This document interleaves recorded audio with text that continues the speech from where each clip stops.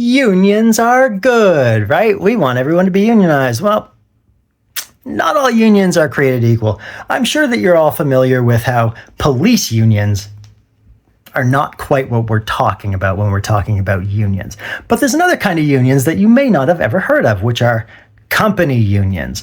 So, in the early 20th century, labor and capitalists were just at it all the time. Like, people were dying in mines and getting black lung, and there were like no labor protections and stuff. So unions were getting very, very strong. They were getting a lot of power.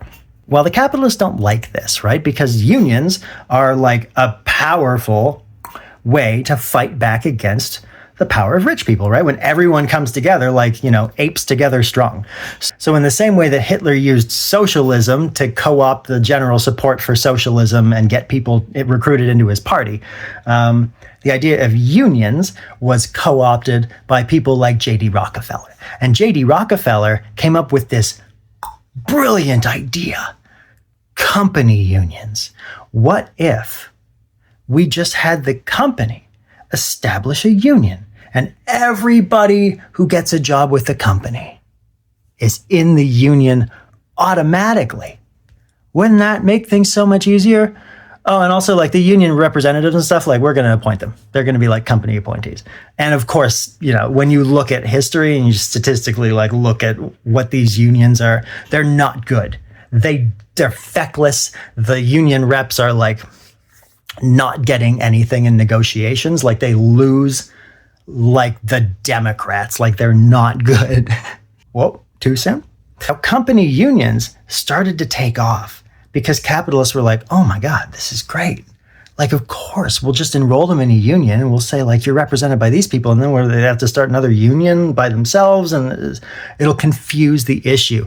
And you'll always see powerful people trying to make things more confusing, trying to mystify things, right? Because that way, like, I don't know, I'm not sure I'm in a union, right? People get confused. There's a lot of stuff going on, right?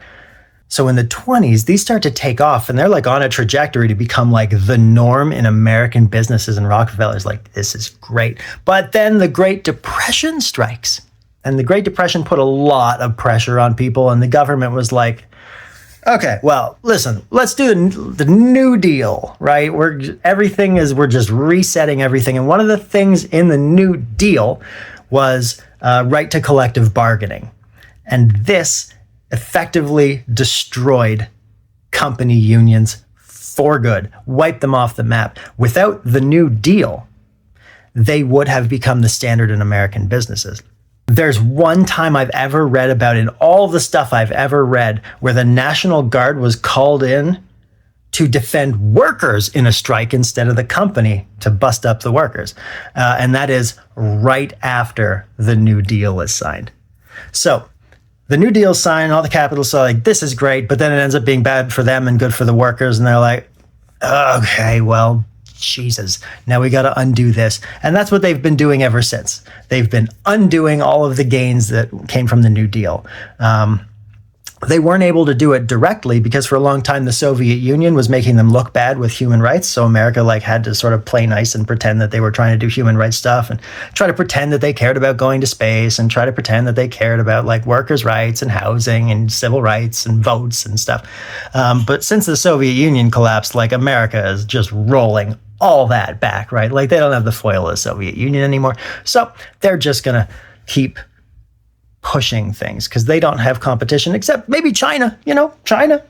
If this stuff interests you, I made an album called King of the Moon a year and a half ago or so. And it's based on all of this stuff. It's about a moon mining colony, but it's very rooted in labor history. But the billionaire brings people up from Earth and then it's just slums and stuff. But they have a revolution and I won't spoil it for you.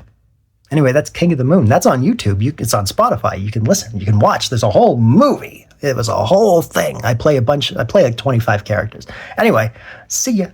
In the futuristic company town of the heights, water spray like blue.